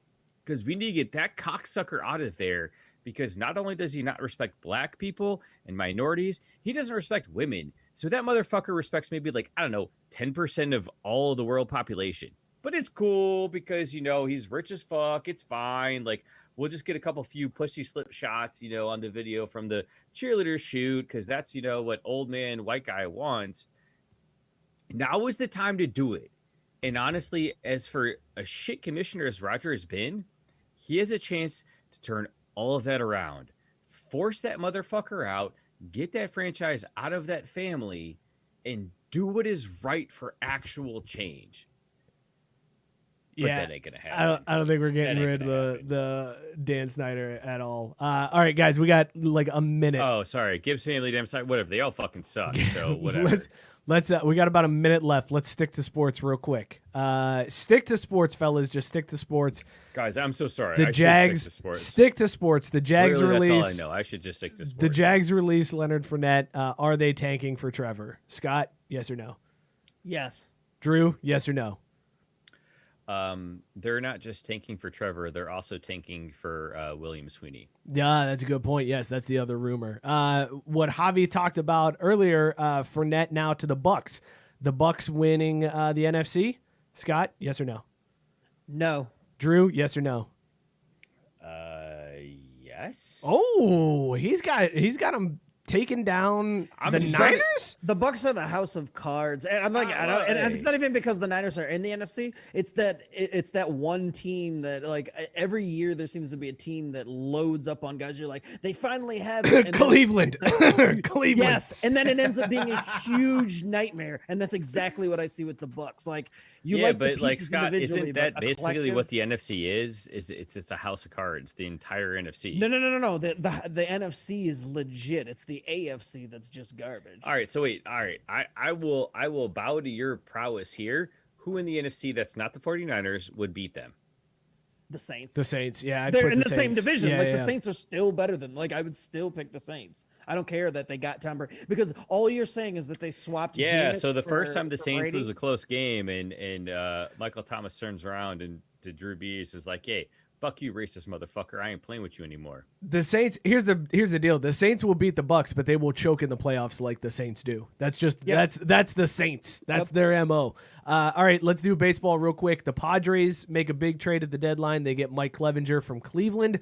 Are the Padres a team we should be looking at for the World Series now? The Padres, the dads, man. Who cares? The fathers, baby. And actually, if you had asked me that question before the season, I would have said yes. Before these moves, the Padres were legit. Like, they're trying to actually do the right thing, and they grew their own people and added pieces that made sense. I'm really mad that they got Clevinger over the Braves. So yeah, I'm scared of the Padres. Until that sport decides to correct the fact that their officiating crew makes a mistake on 15% of pitches, I don't give a shit. That's fair. I mean, that number sounds low. Yeah, I was gonna say 15. That must be without Angel Hernandez in the mix. Yeah, seriously. 4.4% of games in 2015 that ended on a pitch, as in, like, it was a strike, a ball, whatever, were wrong. Yeah, that sounds about right.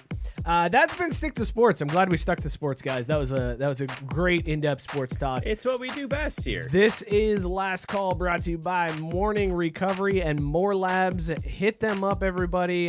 Drink one bottle of Morning Recovery while you're partying. Bounce back quickly the next morning, guaranteed, or your money back. Just go to morelabs.com. Use the code SPORTS at checkout for 20% off your non-subscription purchase. They've got a new flavor out that they are going to be sending me to sample.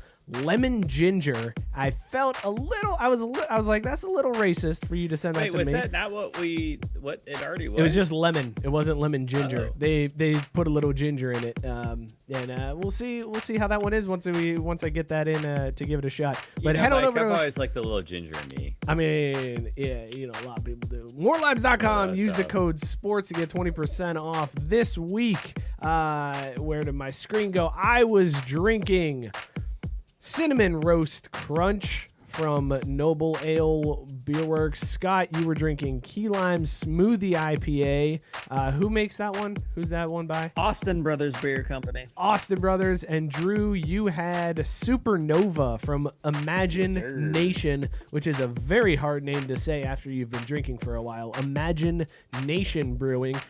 We were rating this one on the cereal scale from garbage ass Raisin Bran all the way to Cinnamon Toast Crunch. Scott, where does Keylime Smoothie IPA fall on that scale for you?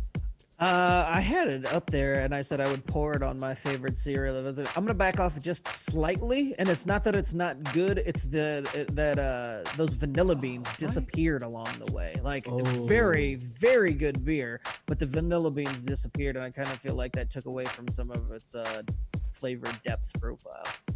Fair enough. Drew, Supernova, where does it fall in the cereal scale from Raisin Bran up to Cinnamon Toast Crunch? So Cocoa Pebbles, if you're asking. Cereal. Oh, I do like Cocoa Pebbles too. No, I'm gonna rate this a Honey Nut Cheerios and Honeycomb, and that's not a negative at all. That's Honeycomb is awful. Yeah, fuck off. That dude. Cereal sucks. Oh my god, no one's fucking asking you, Scott. It's my turn to rate the beer on the cereal scale. And those are the cereals I'm crushing right now, and I love. I'm murdering a family size of Honeycomb myself in the last 2 days. So suck a fat cock. I'm gonna be like Bill on this one. Jesus, is it your job to be salty all day? Hey, before we even came on air, my wife was like, "Man, I feel like Drew's gonna be feisty tonight." You were. She was goddamn You right. were when dude. you I was ruined the feisty as bit. hell. You It's a ruined the bit and you Wednesday. got super No, feisty. Scott ruined the bit. Whatever. Fuck all y'all. But really, the important part Both is of you ruined it. this is not. No, this is in all seriousness. This is awesome beer. It holds up. It's a hazy pale ale. It's got that New England style to it. It hits a little hard, but it's not boozy. Highest of qualities. I cannot wait to drink the other one. Late night sitting out on the deck in the dusky time. You know, I don't want it to be dark. I don't want it to be day. I have plans for this beer. Oof. All right. Cinnamon Roast Crunch for me does not quite hit Cinnamon Toast Crunch levels. It's got some good coffee flavor. I think the issue for me is the low ABV. Like, if this one was a higher packing ABV, I'd be way on board with this. But the fact that it's less than 6%, like, this falls in at like Bud Light level. So I just can't rate it that high. It's a good beer. The taste is there. It's very coffee flavored. It does have that cinnamon flavor to it, like you get in Cinnamon Toast Crunch. So I would put this one at like maybe Apple Jacks, where it falls. Like, it's good. Oh, God. It's not bad. Oh, it's Apple a Jacks go-to. is one of those. I will cereals that's never just eat kinda Apple there. Jacks again because early in the COVID situation, I had a bowl of Apple Jacks, and I said to Jen, I go, "Babe, I think I got the COVID. I can't taste apple. I can't. Can you taste apple in these? I can't taste apple. I don't got COVID." And she's like, "Babe, shut up. Like, they're Apple Jacks." I was like, I'm "You like, nobody's understand." ever tasted apple in Apple Jacks. That's No, the it's problem. not. It's not an apple flavor in Apple Jacks, but it's still a good flavor. So I like it. Yeah, it's all right. It's a good one. It's not the greatest cereal, but it's also, not Chex Good news Mix. is, I didn't have COVID then. I'd rather have Chex than Apple Jacks. Just for the record. Dude, I'd rather have Chex than Chex is Raisin Bran. delicious. Yeah. I'd How rather you have feel about Chex than Raisin Crispix Bran. though? I'm fine with it. Crispix It's is all whatever. right. Crispix Same is all guy. right. Maybe next Crispix week, gets do we too. do- Crispix gets too soggy. That's the problem with Crispix. love Like, the it gets soggy way stuff. too soggy, way too fast, and that's a problem. You got to have some crunch in that cereal. This has been Last Call again, brought to you by More Labs. MoreLabs.com. Use the code SPORTS, get 20% off your entire order. Fellas, this has been a show. This was A hell a of a thing show, yeah. that we did. We put it out to the public. We fought. I got very red-faced today. I don't think I've ever been that red-faced on this show. And it takes a lot to get me that red-faced. Normally That the was vein hilarious. normally the vein is popping out of my neck, and that's just because of how I have to sit in the chair and the steroids that I'm on. But that, like, you guys had me fired up on that one. So fellas. basically, what we need to do every week is have Scott fuck up an entire segment. Yeah, I mean, if you On purpose, I mean, if no, I people are looking for the battles, if people want to see us fight, then yeah, that's all you got to do is have somebody fuck up a segment, and I will lose my shit. But it was a very good time. It was a very I good still show. contend this was Scott's fucking fault. It was, and then it was your fault. You both fucked it up for me because I could Yeah, have because saved you it. didn't know that. You didn't tell me you had threat level midnight sitting in the background, dude. Guys, listen, here's what we need to do. Let's put our differences aside. And in all seriousness, again, we started the show series. We'll end the show series. Joe Hall, we hope you're getting better, man. I hope the surgery That's went right, well buddy. today. Shout out. I hope the next surgery goes well. If you guys want to contribute to help out Joe Hall, shoot us a message, send us a DM, whatever you got to do, and we will make sure those funds get to Joe Hall. We are it's overwhelming the amount of support that you guys have done for Joe. So thank you very much. I just realized that everybody else was doing this because I'm doing other things. So It's okay. yep, sorry. You're Thank driving. you. I am driving the show. Thank you guys all for tuning in. We really appreciate it. Be sure to follow us on on Twitter and Instagram at Craft Sports. Like the show on Facebook. You can subscribe to the YouTube channel. Be sure to subscribe, rate, and review wherever you get your podcasts. Leave us those reviews. You have no idea how much that helps in the logarithms and helps us out. So leave us a review, rate the show, help us out. Throw us the retweets and the shares, all that good stuff. All of that helps the show continue to grow and allows us to help to make things like what we did for Joe Hall happen. So thank you guys for the listeners. Thank you for helping us out. We will see you all next week. Cheers, everybody. Rest in peace, King.